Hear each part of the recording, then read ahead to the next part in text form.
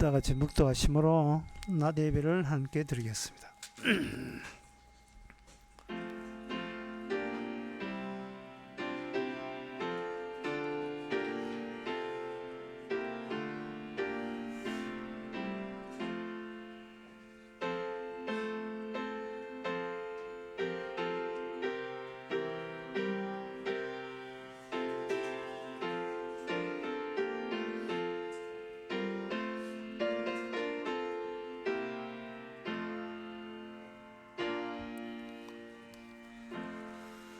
천하사 천지를 만드신 하나님 아버지를 내가 믿사오며 그 외아들 우리 주 예수 그리스도를 믿사오니 이는 성령을 잉태하사 성령을 하시다 하시고 본디오 빌라도에게 고난을 받아사 십자가에 못 박혀 죽으시고 장사한 지 사흘 만에 죽은 자 가운데서 다시 살아나시고 하늘로 오르사 전능하신 하늘을 편한 자 계시다가 제자서 산자와 죽은 자를 심판으로 오시려 성령을 미사하며 거룩한 공예와 성도와 소통하는 것과 죄를 사해 주시는 것과 몸이 되어 사는 것과 영원히 사는 것을 믿사옵나이다. 아멘.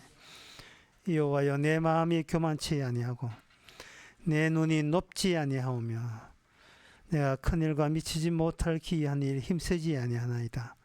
실로 내 심령으로 고요하고 평온케 하기를 젖된 아이가 그 어미 품에 있음 같게 하였나니 하나님 아버지 저희가 하나님들의 우리들의 아들인 것을 아기인 것을 자주 잊어버립니다. 부모의 품속에서 있을 때 하나님의 자녀가 됨을 다시 한번 확인케 하여 주시옵소서. 예수님 이름으로 기도합나이다. 아멘. 교동문 11번입니다.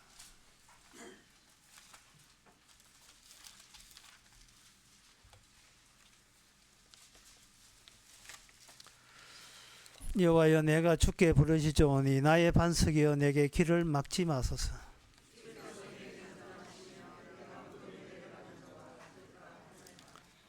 내가 주의 성소를 향하여 나의 손을 들고 주께 부르짖을 때에 악인과 행하하는 자와 함께 나를 끌지 마옵소서.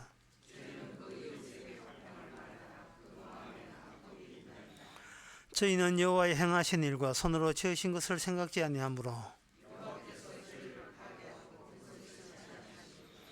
여호와를 찬송하며 여호와는 나의 힘과 나의 방패시니 다 같이 합시다. 여호와는 저의 힘이시오 그 기름 부은 자의 구원의 산성이로소이다. 아멘.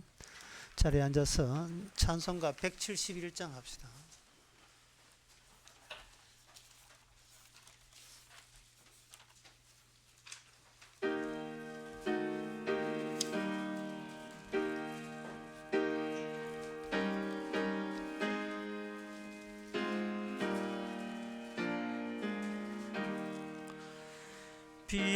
비둘기 같이 온유한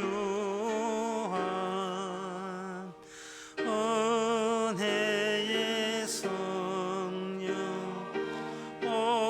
오셔서 거친 마음으로 만지사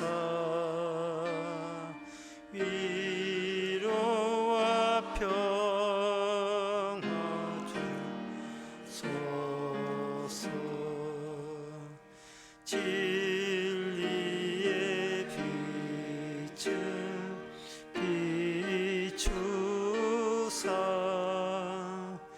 주의 길 바로 걸으며 주님을 옆에 모시고 경건히 살게 하소서. 주님과 동행하면서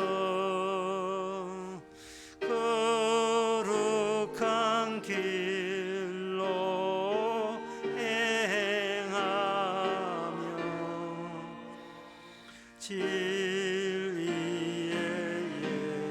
예수 붙잡고 길 잃지 않게 하소서. 연약한 나를 도우사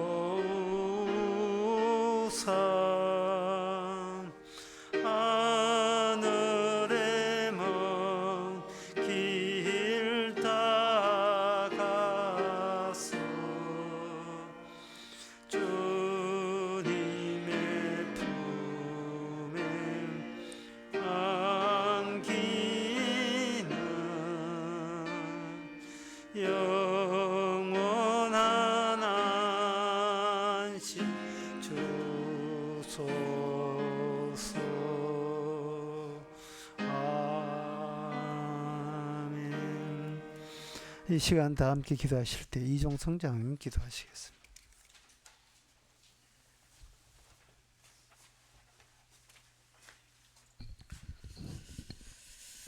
하나님 아버지, 몰랐습니다. 세상도 모르고 나 자신도 모르고 죄와 더불어 먹고 마시는 그 즐거움에 취해서 모든 걸 잊은 채 나만 바라보며 살아온 이 현실 속에 다시 한번 우리들의 마음속을 주께서 헤아려 주시고 오늘 이 자를 비롯하여 다시 한번 땅의 기업보다 하늘의 기업이 있음을 증명되는 시간 되기를 원합니다. 그래서 땅의 것보다 하늘의 그 기업에 주는 그 풍성한 양식과 더불어 마음껏 마시며 즐거워할 수 있는 시간이 되기를 원합니다. 이 땅의 소망보다 하늘의 그 소망에 만들어주는 주님의 그 세계가 얼마나 귀하고 소중한지를 늘 우리가 깨달을 수 있기에 도와주시옵소서. 이 시간도 보이지 않는 하나님의 그 세계가 땅의 세계보다 더 강렬하게 움직이고 있음을 다시 한번 우리 마음속에 깊이 새길 수 있는 시간 되게 하옵소서. 예수님의 이름으로 기도드립니다. 아멘.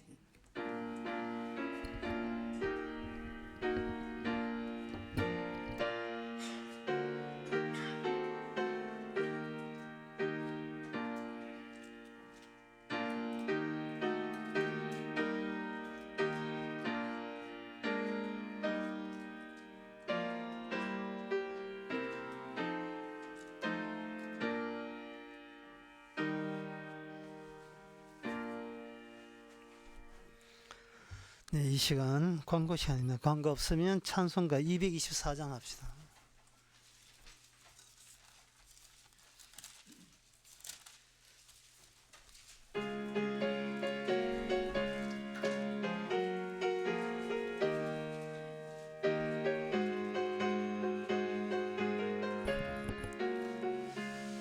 조용한 강어편에 화려하게 배는 집 주날 위에 예비하신 집일세. 그 강가에서 꽃이 핀들하였네. 주의 낯을 그곳에서 배우리. 주의 얼굴 배우리. 주의 얼굴 배우리. 슬픔 하나도 없고 끝빛 찬란한 데서 구속하신 주의 얼굴 배우리. 주가 내게 부탁하신 모든 역사 마친 후 예비하신 그곳에서 쉬겠네. 성도들이 주의 영광 할렐루야 부를 때 나의 음성 그 노래에 합하리. 주의 얼굴 배울 때 주의 얼굴 배울 때 슬픔 하나도 없고 금빛 찬란한데서 구속하신 주의 얼굴 배우리. 일찍 떠난 그곳에 가랑하는 친구들 나를 기다리고 있으리로다. 세상 길을 다 간 후에 나도 거기 올라가 그 집에서 저희들 살겠네. 주의 얼굴 배우리. 주의 얼굴 배우리.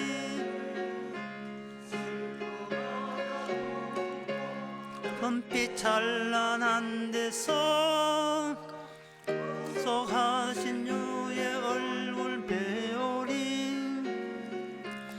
이 세상에 머물 동안 주의 일을 힘쓰며 주의 구원함과 혼천하고 나의 생명 마치는 날 저분 향해 올라가 주의 얼굴 그곳에서 배우리. 주의 얼굴 배우리.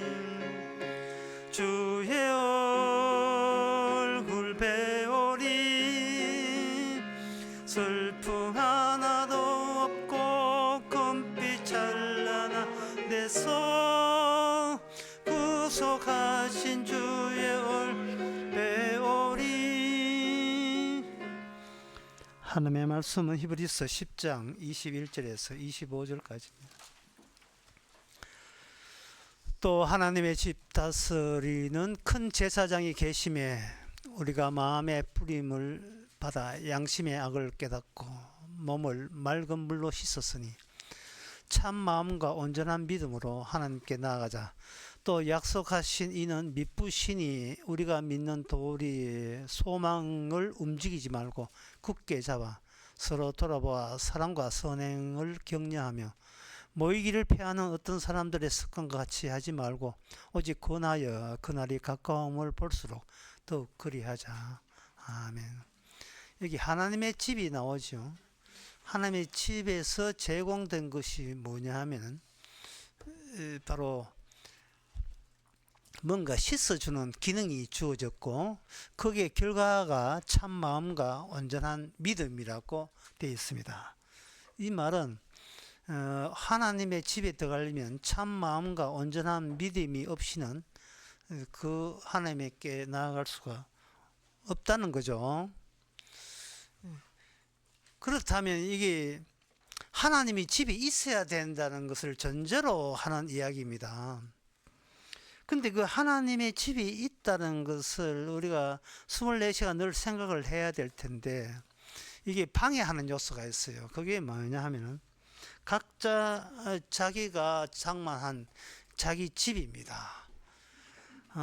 우리가 인생을 산다는 것은 뭔 뜻이냐 하면 자기 집장만 하는 거예요.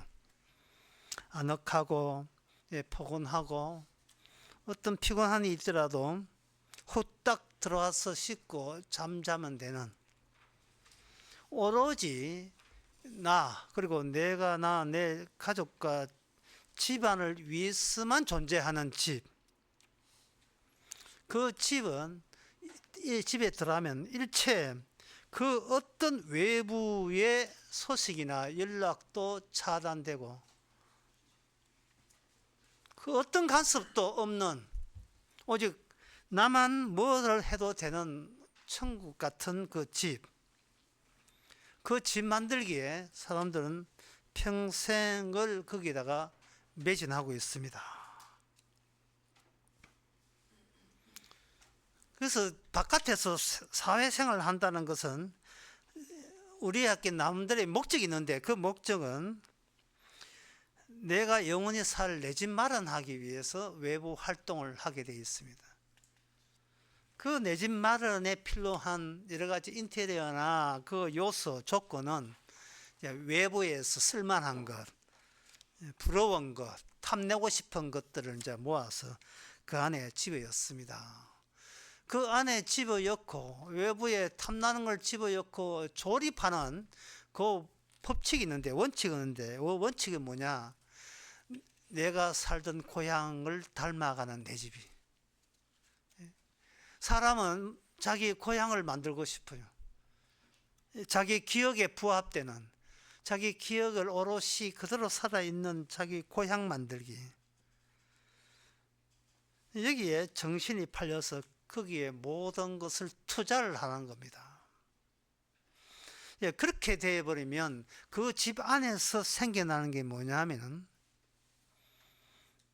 내가 정당하는 나의 양심이고, 그리고 나 오직 나만을 믿는, 나만을 지켜줄 수 있는 온전한 믿음이고, 그리고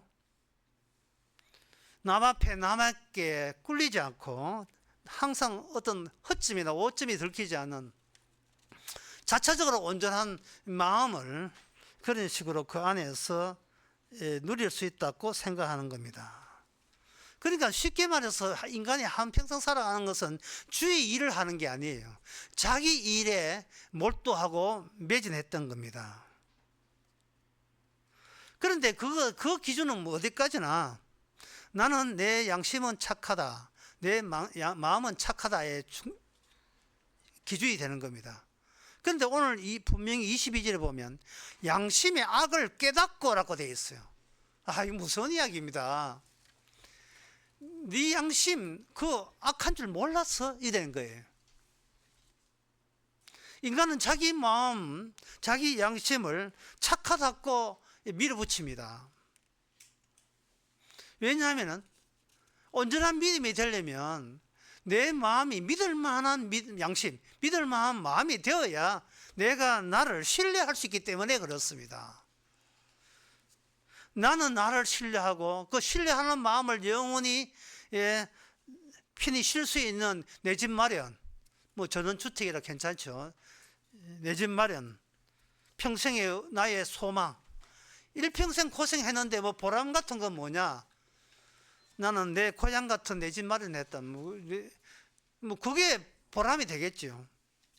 그게 악하다는 생각을 우리는 하지를 못합니다. 다시 이야기하겠습니다마는 우리의 양심과 마음이 악하다 하는 것은 어디서 온 거냐 하면은 그것은 하나님의 집에서 온 거예요. 내가 만든 집에서는 나를 정당화하고, 그렇죠. 하나님의 집에서 볼 때 악한 거예요. 추잡고 더러운 겁니다. 뭔가 뿌려주는 게 있었고 뭔가 씻어주는 게 있지 아니하면 우리가 믿는 나의 마음이나 내 양심은 그거는 온전한 믿음과 온전한 마음이라고 할 수가 없습니다. 그러면 우리는 그 이야기 듣고도 나는 하나님이라도 간섭받기 싫어, 뭐 이렇게 버티겠지요. 버티면 이제 하나님께서 하시는 말씀은, 그러니까 하나님의 집에 못 들어가는 거예요. 그러니까 하나님의 집에 못 가는 거예요. 그러면 하나님의 집에 못 간다는 말은 내가 만든 집은 거짓이라는 거지. 나의 지난날 모두가 다 거짓된 거예요. 하루하루가 그 거짓된 것을 계속 진짜라고 우기면서 버티는 식으로 살아가죠. 그러면 진짜 나는 누구냐? 하나님의 집을 모르면 평생 가도 나는 진짜 나를 몰라요. 모르고 그냥 거짓된 나만 붙들고 살아가는 겁니다.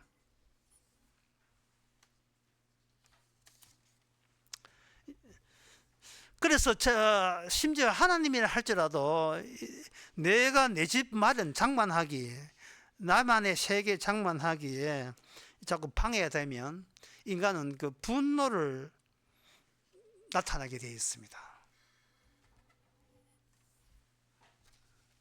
그 속에 내면에 광기가 지배한다, 이런 말이에요. 그래서 여기 하나님께서 원하는 것은 그 소망이라는 것은 바로 참 마음과 온전한 믿음에 해당되는 사람에게만 이게 하늘나라에 대한 소망이 주어진다. 그 전의 작업은 그렇게 주어졌는데, 그 전의 작업은 뭔가 양심의 악, 마음의 악, 더러운 추잡고 더러운 몸, 그 마음, 이것을 뭔가 깨닫고 씻을 수 있는 요소가 외부에서 주어져야 된다는, 그거 말씀을 하고 계시는 거예요.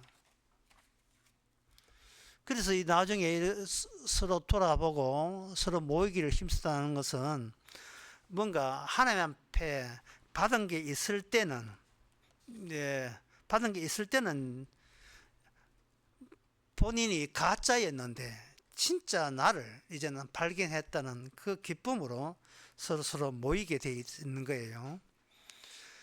그러면 여기서 오늘 본문에서 우리가 알아야 될 것은, 하나님의 집에서 무엇이 주어졌을 때나 우리가 참 마음과 온전한 믿음이 되는가. 그것은 누가복음 24장의 예가 적절하다고 생각됩니다. 누가복음 24장에 보면 엠마오로 내려가는 두 제자가 있었는데, 그 두 제자와 같이 잠시 동행하면서 있었던 일입니다. 누가복음 24장 30절에 저희와 함께 떡을 잡수실 때에, 음식 잡수실 때에 떡을 가지사 축사하시고 떼어 저희께 주심에, 31절 저희 눈이 밝아져 그인 줄 알아보더니 예수는 저희께 보이지 아니하는지라. 참 절묘하지요. 눈이 밝아져 예수님을 알아볼 때, 그때 예수님은 안 보인 거예요. 무슨 말이냐 하면은, 예수님이 눈으로 보고 안 보고가 중요한 것이 아니라, 중요한 것은 예수님이 눈에 보이냐 안 보이냐 중요한 것이 아니라, 내 속에 주님이 집어넣어 준 것으로 인하여 내가 가짜인 것을 발견하느냐 안 하느냐가 중요하다는 거예요. 예수님하고 제자들 다닐 때 제자들은 예수님을 얼마나 이렇게 눈을 봤습니까? 그 보고도 무슨 말인지를 못 알아들었어요. 이 제자들도 마찬가지고요. 무슨 뜻인지를 몰랐습니다. 왜? 자기한테 문제 있다는 걸, 자기가 하늘나라 기준으로 봤을 때 하늘나라 갈 수 없는 가짜라는 것을 도저히 인정을 못했기 때문에, 받아들일 수 없기 때문에 그런 거예요. 그리고 난 뒤에 저희가 서로 말하되 길에서 우리에게 말씀하시고 우리에게 성경을 풀어줄 때에 우리 속에서 마음이 뜨겁지 아니하냐. 마음이 뜨겁다 해서, 이 마음이 무슨 마음이야? 온전한 마음이에요. 온전한 마음, 정결한 마음, 온전한 믿음은 뭐냐? 하늘에서 주는 것을 주는 것대로 느껴지는 마음. 외부에서 주어진 것이 외부에서 주은 것이라고 인식이 되는 마음. 하나님이 나에게 연락을 주시고 하나님이 이렇게 계셔서 관여하고 있다는 것을 감지하는 그 마음, 그 양심, 그 마음이 바로 하나님이 인정하는 법, 원칙이 인정하는 온전한 마음이고 온전한 믿음인 거예요. 그 마음 속에 이렇게 눈이 밝았다 같은 말로 마음이 뜨겁다. 마음이 뜨거웠을 때에 그때 주님께서 두 제자에게 집어넣어 준 게 있어요. 그게 뭐냐 하면은 27절에, 누가복음 24장 27절에 이에 모세 및 모든 선지자의 글로 시작하여, 모세 및 선지자의 글, 구약이죠. 구약 말씀을 총동원해서 어디서 굳히기에 들어가느냐 하면은 예수님 자신이 고난받고 죽었다가 다시 살아나는 그 내용으로 이게 요약이 돼요. 요약이 되면서 주님이 가짜가 아니라 내가 가짜구나 라는 거. 내가 진짜가 아니라 진짜는 주님이 진짜라는 사실을, 이게 눈이 밝았을 때, 마음이 뜨거웠을 때 알게 되는 거예요. 설교 다시 하겠습니다. 하나님이 집이 있다는 것을, 그래서 뭔가 제공하고 있다는 걸 왜 모르나? 우리는 평생을 온 정신을 어디다 파느냐 하면은 내 집 마련하는데 온 내 인생 내 집 마련하는 것. 내 세계 구축에 모든 정신을 다 쏟아부었습니다. 나만 편하고 나만 행복하면 그만이지 뭐. 내가 누군지 나는 뭐 그건 모르겠고, 내가 진짜인지 가짜인지 그것도 모르겠고, 내 인생 내가 편하게 살면 그걸로 한평생 잘 살았다. 난 누구한테 큰 소리 쓸 수 있다. 여기에 몰두한 거야, 여기에.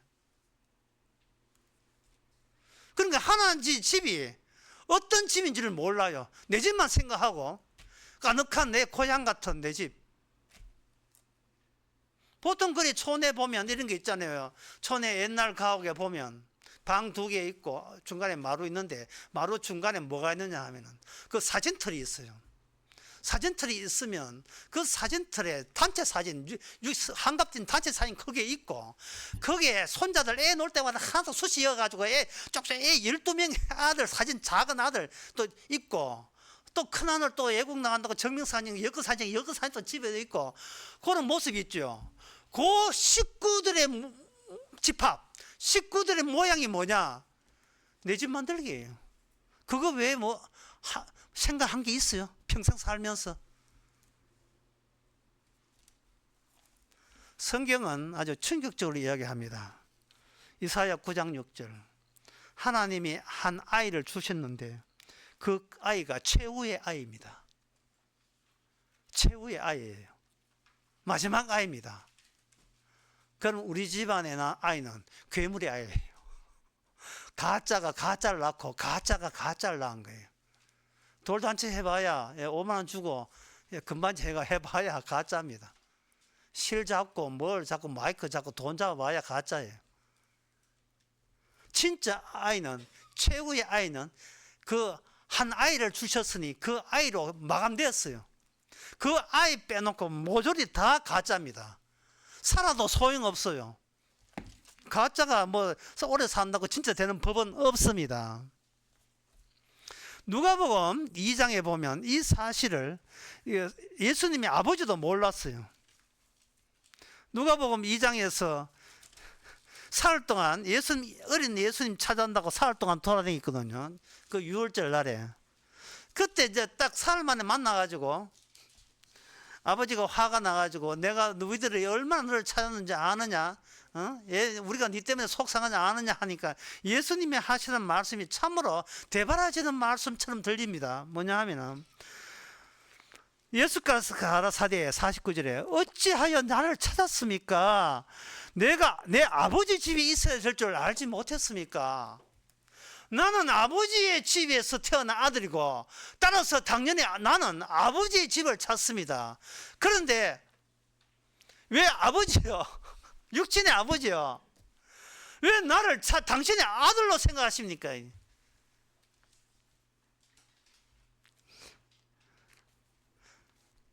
이사야 9장 6절에 하나님 주신 아들은 육신의 아빠에서 태어난 자식이 아니에요. 처녀에서 태어난 자식입니다. 이게 바로 모세와 선지자의 글에 있거든요. 이게 들려졌다 이런 마음이 뜨겁지 않습니까? 뜨겁기는 싸늘해. 눈이 열리지 않습니까? 눈은 뭐 점점 잠이 와가 눈이 막 감기는.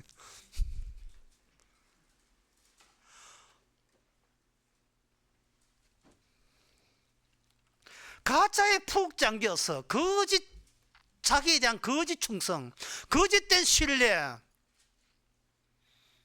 자기 한 몸 지키는 거,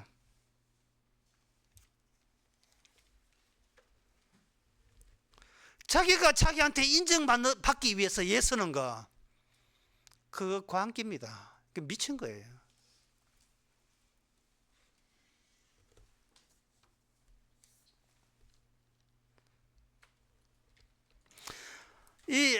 그래서 오늘 본문을 풀기 위해서는 하나님께서 자기 집을 이 세상에 어떤 식으로 드러내는가, 그 절차에 대해서 우리가 알아야 됩니다. 그 절차는 사무엘상에 보면 1장부터 거기 나옵니다. 사무엘상에 보면 한나라는 사람이 있는데, 이름이 이쁘죠? 한나인데 남편의 사랑을 받았어요. 그럼 뭐 결혼해서 남편 사랑받으면 뭐 끝이지 뭐 그 정도 큰 사랑이 아니냐 하는데, 문제는 그 남편의 그 첩이 있는데 그 첩이 문인나예요. 문인나. 이 문인나에게 아들이 생겨가지고 아들을 낳았어요. 그러니까 문인나가 본처인 한나 보고 약을 올리는 겁니다. 마치 하갈이 사라를 약을 올리듯이. 당신은 그 본처 보고 한나 당신은 뭐 하나님 뭐 믿음 좋다 뭐 믿음 생활 잘한다 하는데, 믿음 생활 잘하면 하나님 살아계신 하나님께서 이 집안의 대를 이을 아들을 안 줬는데, 아들을 준 사람은 나지 당신 아니야. 남편 사랑한 건 모르지만 하나님이 나를 사랑하지 당신 사랑 안 했어. 그렇게 구발을 하니까 그 말이 상처가 되어 가지고 한나가 이거 또 견딜 수가 없어요. 그래서 그 사무엘상 1장 6절에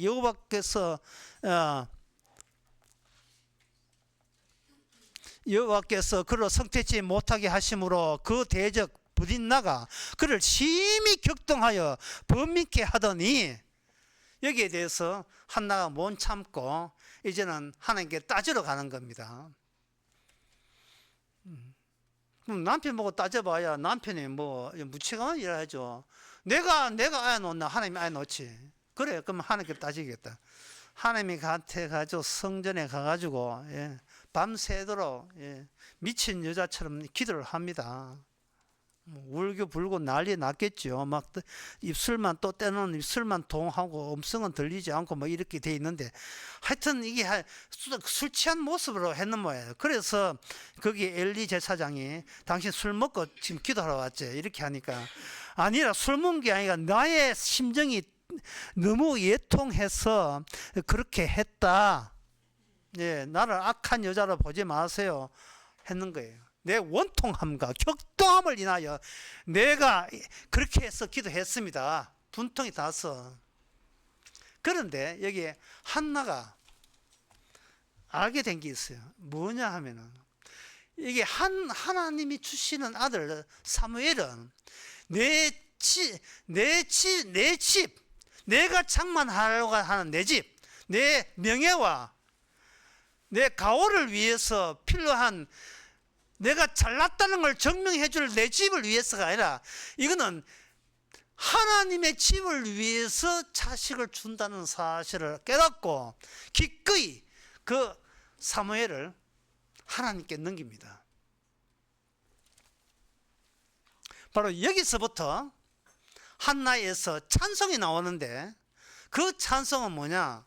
하나님이 사랑하는 자를 그 기점으로 해서 인간이 만들고자 하는 인간의 집과 하나님의 집을 분리시키는 작업을 친히 하나님께 하시는 그 자가 하나님께 성도요 복된 자라는 거예요.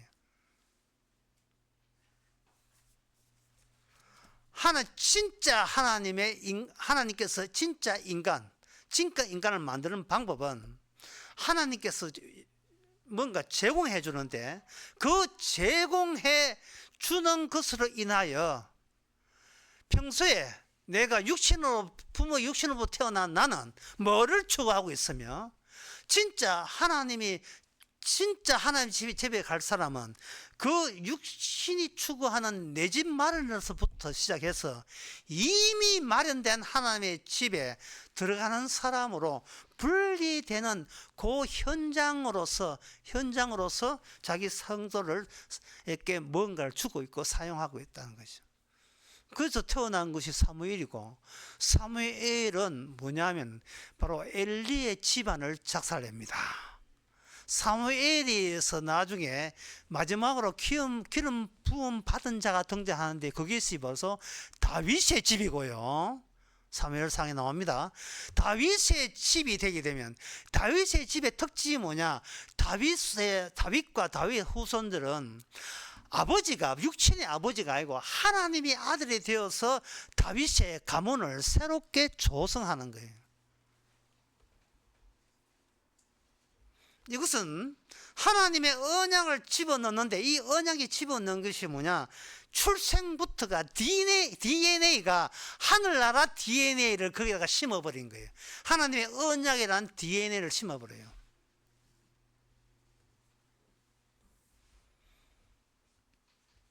그러면 벌써 출생부터가 심어놓은 DNA대로 움직이게 돼 있어. 언약대로 이제 움직이죠. 엘리 집안, 다시 말해서 인간들이 만들어낸 제사하는 거, 그런 것의 율법이 시효가 끝났을 때, 인간이 하나님의 말씀을 율법을 지킨다고 시도했는데 그 시효가, 그 테스트가 이미 끝났을 때, 인간의 육신의 출생이 아니고 처녀에서 나온 한 아들, 그것은 바로 다윗의 족보에서 난 아들이, 성령에 의해서 태어난 아들이 최후의 아기가 되는 겁니다. 마지막 아들입니다. 그 마지막 아기의 역할은 뭐냐? 마지막 그 최후의 아기의 출생을 통해서 하나님이 처음 시작한 일과 하나님의 마지막 끝장내는 일을, 그 안에 스스로 정보를 관통하는 일을 한 아기 안에 다 들어있는 거예요. 그래서 제자들이 예수님이 무슨 말 해도 못 알아듣는 거예요. 예수님이 최후의 아기고 처음 아기인데, 그 처음 아기, 최후의 아기가 그 말씀 안에서 연결되어 있기 때문에 그렇습니다.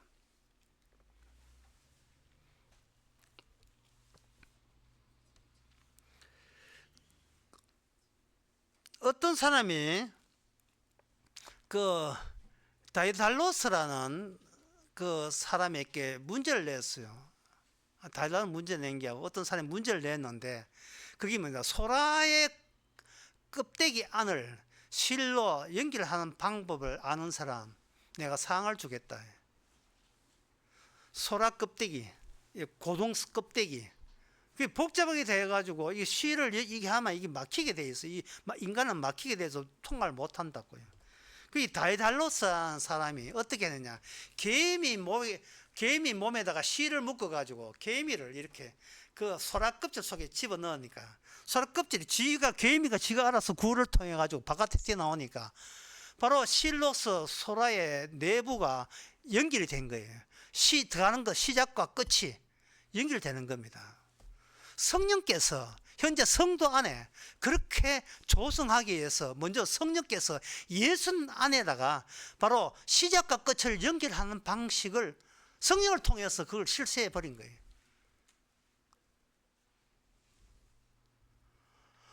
뭐가 가짜냐 하면은 시작도 모르고 끝도 모르는 게 가짜예요. 자, 여러분 일단은 성령을 통해서 시작 끝을 관통했다고 치고, 소라 껍질이라고 치고, 소라 껍질 됐으면 좋겠어요. 그 시작을 한번 보겠습니다. 그 시작이 창세기 2장 7절에 나옵니다. 여호와 하나님의 흙으로 사람을 지으시고 생기를 그 코에 불어 넣으시니 사람이 생명이 된지라. 이래 됐어요. 사람이 생명이 된지라. 사람이 되고 난 뒤에 뭐를 잊어버리는가? 흙에다가 하나님의 하나님의 입김을, 하나님의 영을 불어넣었다는 사실을 인간을 잊어버렸어요. 인간이 시작점을, 인간이 되고 난 뒤 시작점을 잃어버린 거예요.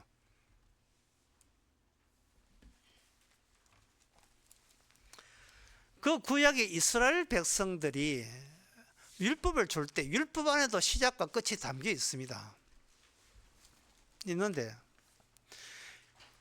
그 히브리인들이요, 히브리인들 하는 것은 그 가나안 말에 의한 뜻이 하면 물 건너온 사람이라는 뜻인데, 하여튼 그 히브리인들이 그 요셉 죽고 난 뒤에 바로 예굽에서 무려 400년을 살았어요. 340년 이상, 하여튼 4대를 살았어요. 400년 가까이 살았습니다. 400년을 하게 되면요, 완전히 토백이가 똑같아요. 그들은 하나님의 바로 왕도 하나님의 은혜를 잃어버리고 히브리인들도 하나님의 은혜를 잃어버렸어요. 인간이 되고 난 뒤에는 내가 하나님의 입김 묻어서 내가 사람 됐다는 사실을 누가 알아요? 그걸 생각하고 살아가는 사람 있습니까? 그냥 생일 축하합니다. 그게 시작점인 줄 알고 있어요. 하나님이 보이지 않는 분에 의해서 보이는 내가 생겼다는 것을 누가 그걸 알고 있느냐 이 말입니다. 어디 윤석열이 알고 있어요? 누구예요? 이재명? 몰라요. 그들 만나봤자 가짜가 만나는 거예요. 내가 왕년에 맨날 왕년에 왕 안 서면 왕년에 더 시작부터 가야지. 내가 태어나서 어릴 때 말고 아니 당신의 존재 이전으로 가야지요. 동재 이전으로.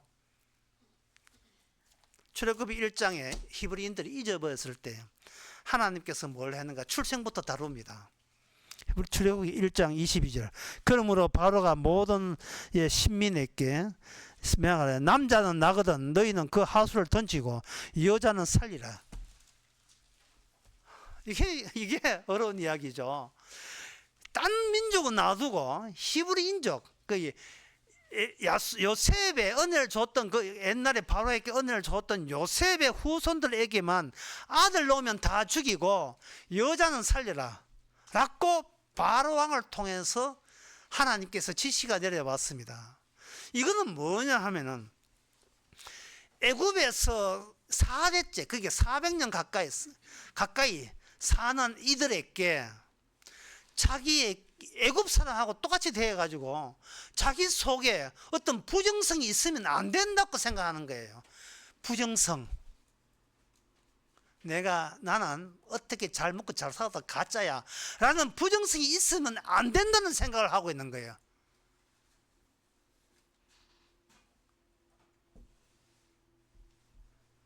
나는 살아도 이거는 사는 것도 아니고 이거는 낭비다 이런 생각을 해보신 적이 있습니까? 이게 부정성이거든요. 하나님께서 바로 왕을 통해서 히브리인들에게 각성을 촉구하는 거예요. 너는 지금 애굽 사람들하고 똑같이 놀면 안 돼. 그러니까 같이 DNA가 달라. 네가 하늘나라의 유전자야. 하나님의 언약이 있는 거야. 똑같이 놀고 똑같이 살고 같이 뛰고 하면 안 돼. 그래도 그 안에 모아뒀잖아요. 그러니까 하나님께서 바로 왕을 통해서 남자는 죽이고 여자는 살리라 해서 아주 대를 끊어버리는 부정적 요소가 차고 들어옵니다. 들어올 때 히브리인들은 난리 났죠. 그때 레위 지파의 여인이 자기 아들을 숨겨서 기적적으로 건져냅니다. 건져내는데 이름이 뭐냐? 히브리 같은 뜻인데 물에서 건져냈다. 물에서 건져낼 때는 물을 건너오는데 물에서 건져낸 모세 이름을 부여받게 됩니다. 하나님은 모세를 통해서 이 세상과 같이 섞이면 안 된다는 거예요. 유전자가 다르기 때문에 하나님이 내가 따로 취급할게 라는 하나님의 율법과 언약을 통해서 따로 취급을 하게 됩니다. 취급을 하는데 그 취급하는 방식에 대해서 호응을 못해요. 왜 호응을 못하느냐 하면 이 이스라엘이 여전히 마음도 어둡고 눈도 어두워서 눈에 보이는 게 다예요. 눈에 보이는 게.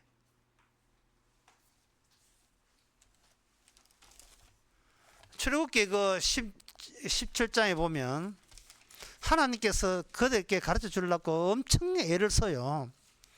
출애굽기 17장에 눈에 보이는 것에 매이면 안 된다고 전쟁을 일으켰는데 그때 아말렉이라는 민족에 전쟁을 일으킬 때에 하나님께서 일단은 눈에 보이는 너희들이 익히 아는 방식을 줘요. 방식을 준다고. 그게 뭐냐? 여호수아로 하여금 칼을 잡고 산 밑에서 아말렉과 마주해서 전쟁을 하게 만들어요.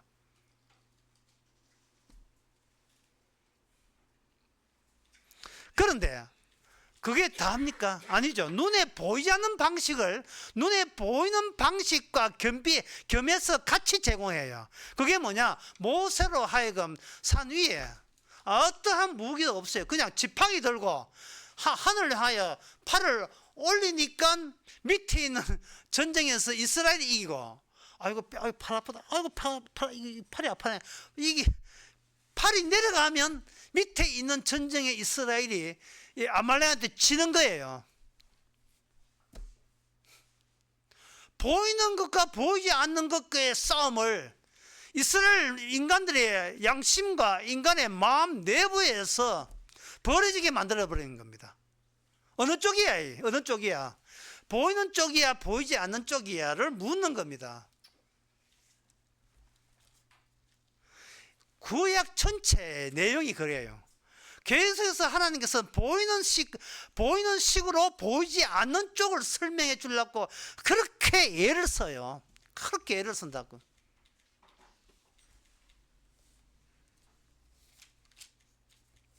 그건 앞에 있는 홍해 건너올 때도 마찬가지입니다.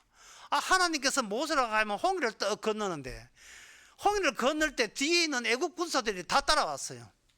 뭐 저기 앞에 간다 잡아라 난리예요. 이거는 이스라엘 백성들도 그게 느꼈어요. 보니까 다 따라왔어요. 오도 가도 못했어요. 모세한테 원망을 하죠. 그때 하나님께서 구름 기둥으로 둘을 차단을 해가지고 막아버리고 다 와가지고 다 왔어요.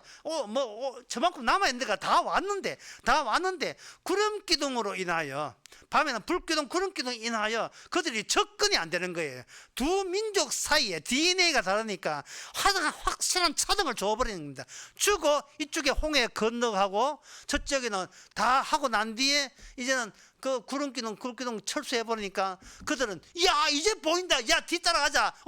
저들이 홍해를 건너가는데 이거 뭐 위험하지도 않나? 우리 따라 잡아서 다 죽었어요. 홍해 바다에서. 이게 하나님의 극진하신 친절하심과 사랑입니다. 자꾸 알려주는 거예요. 옛날에 그 고스트라는 영화 있었는데 우리나라 제목으로는 사랑과 영혼이에요. 사랑과 영혼을 한 영화를 제가 그 젊을 때 송죽극장에서, 서울 사람들 송극장 몰라요. 그 자유극장 맞은편에 있는 송극장에 둘이 맞아 있잖아요. 향촌동에. 송중에서 봤는데 미어 터져였어요 그때. 그 영화를 보면서 내 가슴이 아팠던 것은, 죽은 남편이 고스트 유령으로 살아있는데 이거 여자는 모르는 거야. 데미 무어는 그걸 몰라요. 데미 무어는 그걸 모른다고. 도자기 구울 때나 이게 좋아했지, 그 죽고 난 데는 몰라요. 다른 남자가 왔다. 그러니까 동전 하나를 가지고 어쨌든 낌새, 내가 안 죽어 살아있다 낌새를 하던 예타게 내가 네 옆에 있다고 그 예타게 했던 거. 그 예탄 게 영화 보면서 내내 예탔던 거예요. 근데 지금 주님이 그 일을 하고 있는 거예요. 지금 네가 널 위해서 살고 너의 일을 하면 그거는 지옥 가는 거야. 그거는 네 속에 마귀의 광기야. 그거는 눈에 보이는 사람은 안 돼.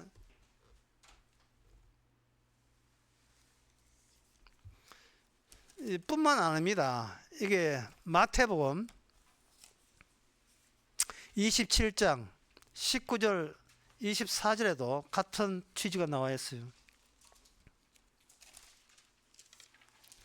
예수님을 살해하는 현장입니다. 예수님 살해하는 현장에서 본디오 빌라도가 거기에 관여하게 됐는데, 19절에 총독이 재판 자리에 앉았을 때 그 아내가 사람을 보내어 가로되 저 옳은 사람에게 아무 상관도 하지 마옵소서. 오늘 꿈에 내가 그 사람을 인하여 예를 많이 썼나이다. 본디오 빌라도 너무나 눈에 보이는 세력을 갖고 있고 눈에 보이는 것이 전부라고 확실하게 믿는 사람이에요. 그 사람한테는 전부 다 자기 밑에 있는 부하들이기 때문에 자기 밑에 사람이기 때문에 두려움이라는 게 없습니다. 그런데 그 부인을 통해서 낌새가 와요. 보이지 않는 낌새가 나옵니다. 여보, 저 사람 건드리지 마라. 아, 어젯밤에 내가 얘를 먹었다. 예, 그러니까 당신이 지금 하는 일이 하지 말아야 될 것을 관여하지 말을 관여한 그런 정서로 보인 그 징후인데 관여하지 마. 여기에 그 당당했던 본디오 빌라도 아주 폭력적인 사람으로 알려져 있어요. 이 세계 역사서에는 폭력적이고 그저 아주 강한 사람으로 여겨졌는데 갑자기 여기서 두려움이 쫙 찾아오는 밀려오는 거예요. 여러분 눈에 보이는 게 다른데 왜 두려움은 어디서 오죠? 요한 1서 4장 17절에 보면 이로써 사랑이 우리에게 온전히 이룬 것은 우리로 심판날에 담대함을 가지라 함이니 주의 어떠하심과 함께 우리께 세상에 그러하니라. 사랑 안에는 두려움이 없고 온전한 사랑은 두려움을 내어 쫓나니. 하나님이 보이지 않는 하나님의 말씀으로 우리께 주는 것은 우리가 우리 마음을 거기다가 노리고 들어오는 거예요. 말씀으로. 눈에 보이는 어떤 일이 발생되라 하더라도 나는 너에게 제공한다. 네 DNA는 두려움이 없이 만드는 DNA라고. 두려움할 필요가 없어. 차라리 이 세상에 일어나는 모든 일은 네 DNA가 하늘나라의 DNA라는 것을 알려주기 위해서 네가 두려워하는지 안 하는지를 그걸 알리기 위해서 이 세상에 눈으로 보이는 것은 두려울 수밖에 없는 일이 벌어지는 거예요. 예? 이 탄핵을 하나만 여기서 막 두려워 죽겠어 지금. 예, 대구 경남 이쪽에서는 예? 저쪽에서도 서울 쪽도 두려워하고 지금. 예? 윤 대통령 잘리고 나니 지금 뭐지 다 날아가는 거 지금 두려워하고. 세상 모든 것이 두려움밖에 없는 이유가 모조리 다 자기만의 세계에 모은 정신을, 모은 혼을 자기만의 세계 장만에, 자기 집 장만에다가 다 떨어졌기 때문에 그래요. 이게 두려움을 자처하는 거예요. 광기를 자처하는 거예요. 이게 지옥갈 DNA입니까? 예? 그래서 스스로 자기를 책망해. 예? 약해지면 안 된다는 말 대신, 뒤처지면 안 된다는 말 대신 이 순간이 끝이 아니니 나의 길을 가고 있다고 외치면 돼. 약해지면 안 된다는 말 대신, 뒤처지면 안 된다는 말 대신 이 순간이 끝이 아니라 나의 길을 가고 있다고 외치면 돼. 그게 관계 아닙니까? 이게 관계거든요. 관계라는 것은 뭐냐? 내가 남한테 나의 허점과 오점이 들키기 전에 내가 내 단돌이 하는 관계예요. 자기한테 철저함으로써 더욱더 나의 세계에 하자 없고 누수 없게 하는 거. 그 안에서 내가 왕이 되는 거. 그게 나의 일 아닙니까? 그래가지고 교회 와봤자 그 교회는 가짜 천국이에요. 가짜 천국입니다. 자기 자신이 가짜인 걸 모르는 데서 나오는 가짜 천국이에요. 그런데 거기에 방해받는다? 분노가 일어나죠. 나의 절대적 세계를 왜 당신이 뭔데 방해하느냐고. 그래서 마태복음 27장에 이 강큰 이 당당했던 이 본디오 빌라도가 무슨 쫌상이 같은 짓을 하는지 하면 마태복음 27장 그 24절에 보면, 야 세수 떼어 가져와 떼어 가져와 하면서 거기다 수건 갖다 놓고 그 대야에다가 손을 씻고요. 예, 여기 보면 무리 앞에 손을 씻으면 가로되 이 사람의 피에 대해서 나는 무죄하니, 예, 나는 빼돌라, 이런 식으로 하는 거예요. 이게 뭐냐? 공포고 이게 두려움이에요. 인간은 두려움을 자처하고 있는 겁니다.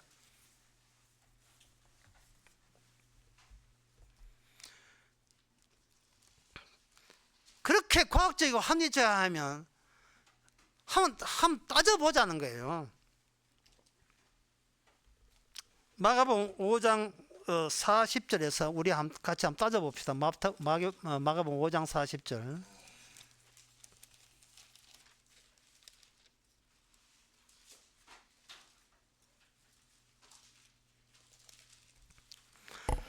회당장의 딸이 죽었습니다.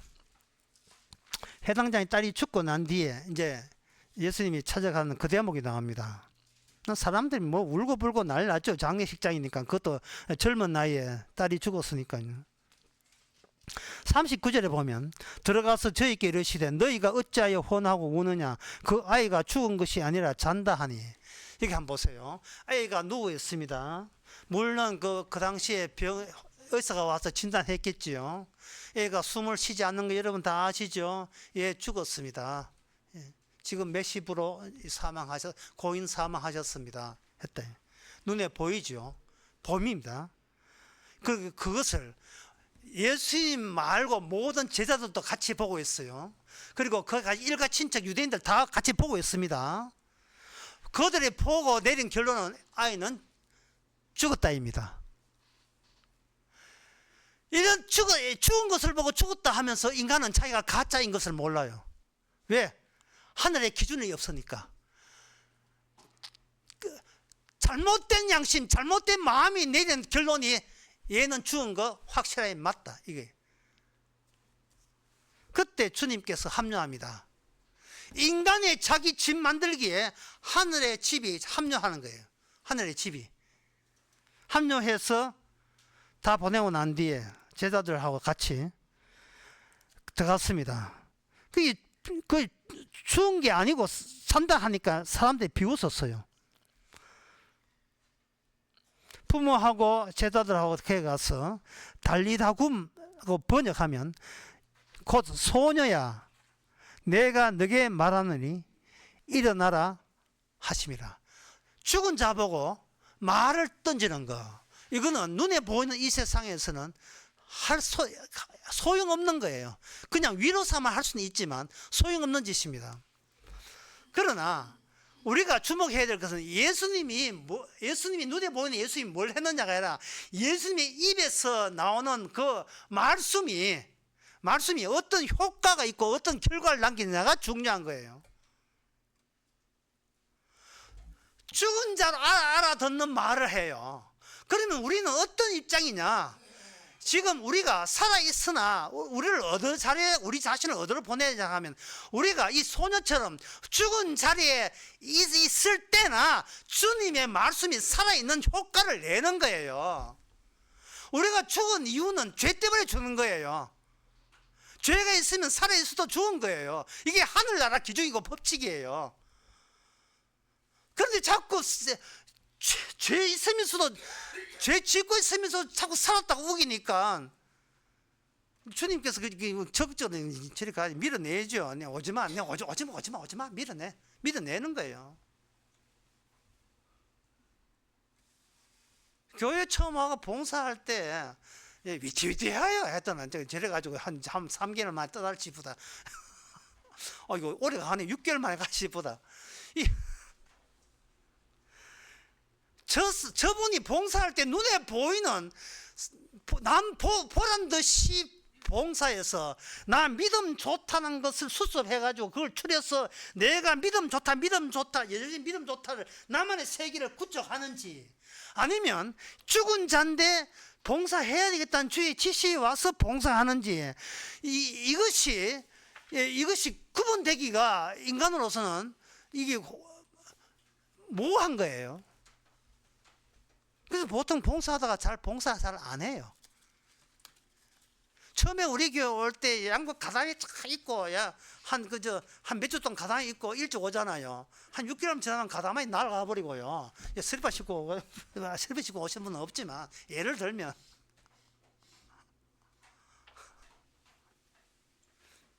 예배 시간도 20분 늦게 오고 되는 거예요. 왜냐하면 하나님 믿어서 구원받은 것이 어디에 모여요? 내가 생각하는 내 세계에 입에 소유가 되어 있으니까 걱정 없다 이기죠. 나의 세계가 있으면 모든 게 소유성으로 나타나요. 여러분들 한번 물어봅시다. 이게 진짜 물음인데요. 휴대폰을 소지하는 겁니까? 휴대폰과 동행하는 겁니까? 요즘 내 몸이 있어도 휴대폰 없으면 나는 없는 거예요.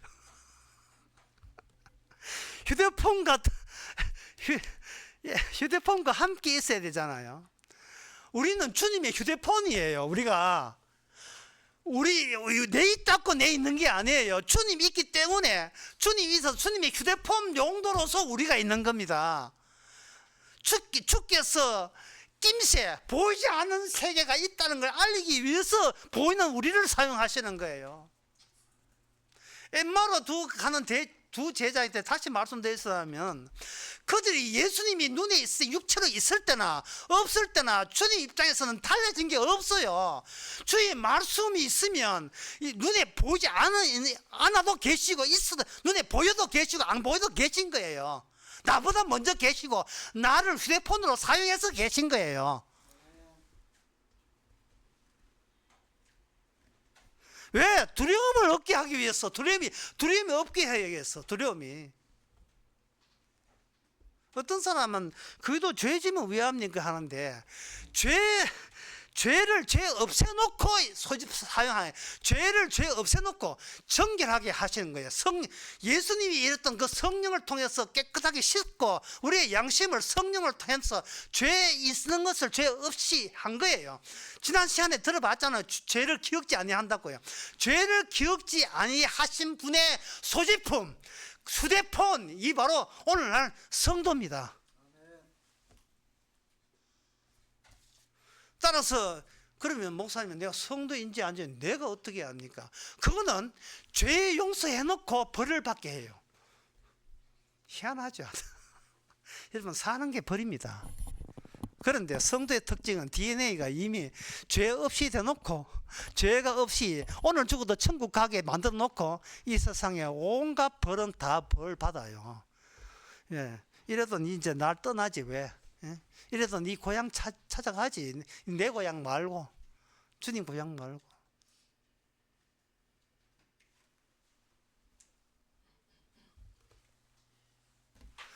하나님의 집은 안에 부정성이 들어있어요. 요한계시록 21장 22절에 보면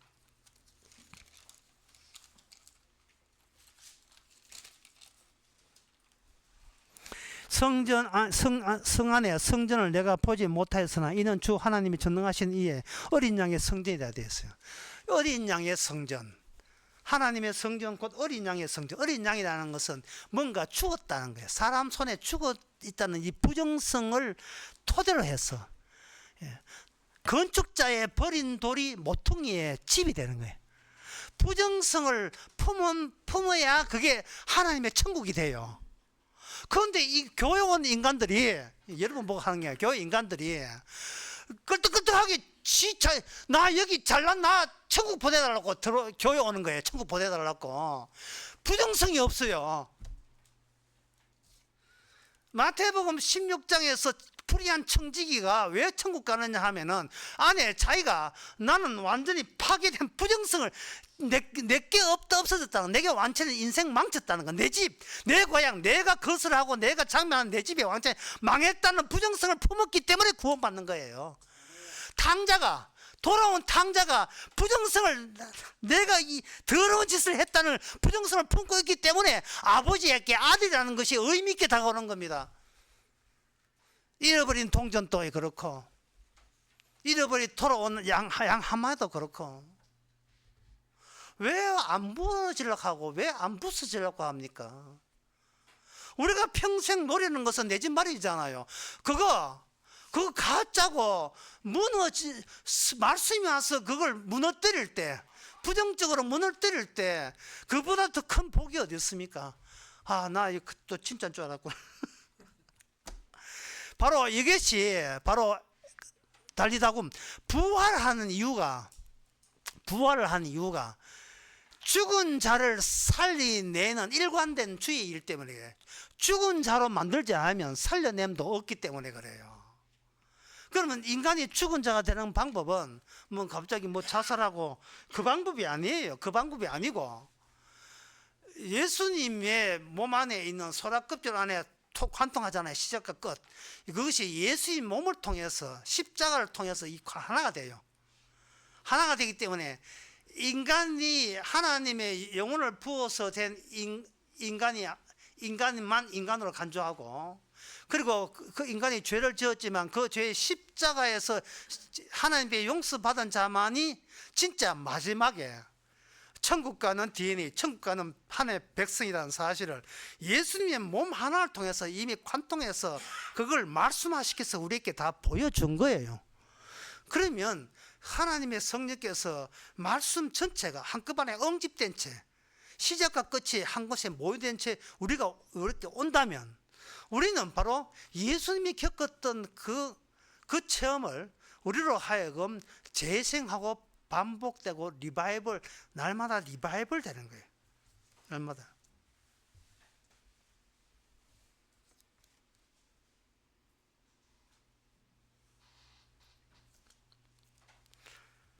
자, 이렇게 되니까 그 기능과 그 역할, 끝으로 한 말씀하고 마치겠습니다. 그 기능과 그 역할에 대해서 말씀드리고 마치겠습니다. 그 10장, 히브리서 오늘 본문 10장에 모이기를 패하는 어떤 사람들의 습관과 같이 하지 말고 오직 권하여 그 날이 가까움을 볼수록 더욱 그리하자. 그 날이 성령을 통해서 그 날이 따로 있다는 것을 알게 된 자는 이 하나님의 눈에 보이지 않는 주님의 지시가 눈에 보이는 너와 나를 통해서 구현해내고 있다는 이 일에 저와 여러분들이 좀 봉사를 해 주시기 바랍니다. 봉사. 참석하는 게 봉사예요. 왜? 이게 참석하면 힘들어요. 일단 차 휘발 기름값 들어가죠. 전기차는 전기 기름 들어가죠. 시간, 내 세계 만드는데 집중해야 될 시간을 따로 떼내서 그걸 포기를 해야 되는 이 부정성이 또 들어가요. 그 부정성, 내 일을 해야 되는데 내가 지금 아무런 데 왔다는 그 부정성들이 모여서 주님께서 죽은 자를 어떤 식으로 이 땅에 예수 자신을 통해서 휴대폰으로 사용하는지를 알리는 겁니다. 그러면 그 모이면 뭐 하느냐? 그럼 모여서 뭐 하느냐? 모이가 정치 이야기하고 뭐 그걸로 끝나던데, 뭐 만날 정치 이야기하는데 모여서 뭐 할 거냐? 주님이 주시는 벨 소리를, 그때는 무금을 하지 말고 확 땡나서 주께서 벨 소리 열리는데, 그건 뭐냐? 내가 하나님께 벌 받는다고 얼마나 짜증을 냈는지, 나 하나님을 얼마나 싫어했는지, 그런데 말씀으로 당했다, 삐 당했다, 이 벨 소리 아닙니까? 나도 당했다, 나도 나밖에 몰랐는데 당했다. 그거 이 부정성이 모아져서 어린 양의 초점을 못 찾았어. 십자가에 이미 죄를 기억하지 않는다는 이걸 알 때 그 마음은 바로 깨끗한 마음, 온전한 양심, 심령이 가난한 자는 천국이 저희 것임이라. 가짜 천국 아니고 진짜 천국은 모임으로서 발현되는 겁니다. 기도하겠습니다. 하나님 아버지, 처음에 봉사 좀 하다가 남들 다 안 하니 혼자 쪼다처럼 느껴져서 바보 안 되려고 요령 부리는, 그렇게 해서 챙기는 것이 나의 세계인, 그 나의 세계가 얼마나 심각하게 거짓이고 가짜인 것을 기쁜 마음으로 다시 한번 깨닫게 하여 주시옵소서. 예수님의 이름으로 기도합나이다. 아멘.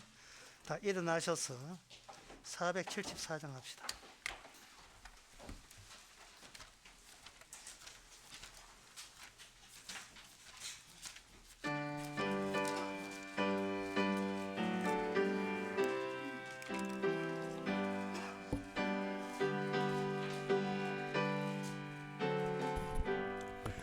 이 세상에 근심된 질이 많고 참 평안을 몰랐구나.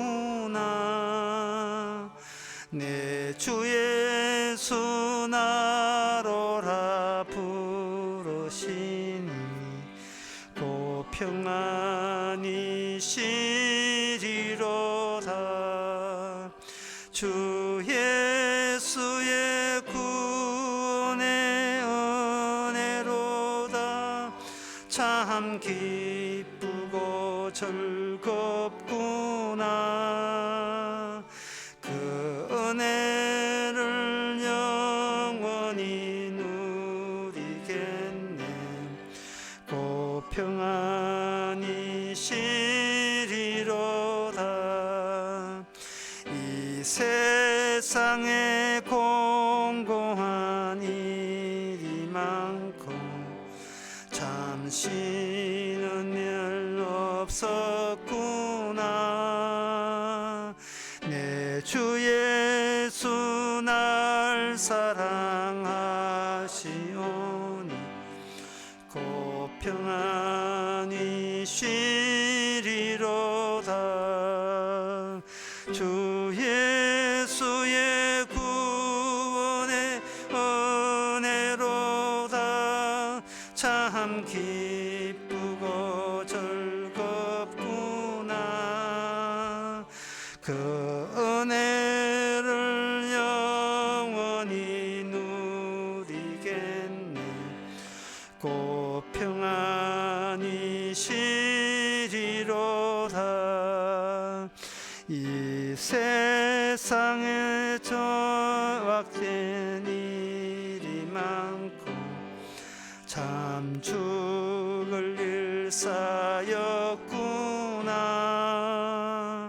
내 주 예수 날 건져 주시오니 곧 평안히 쉬리로다.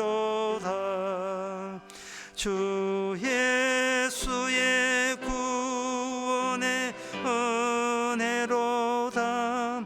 참 기쁘고 즐겁구나. 그 은혜를 영원히 누리겠네. 곧 평안히 쉬리로다. 기도합시다. 지금은 우리 주 예수 그리스도의 은혜와 하나님의 가진 사랑과 성령의 충만하심이 하나님의 소지품으로 사는 것이, 이것이 자유고 참 진짜 나는 것을 깨닫는 모든 성도에게 함께 있을지어다.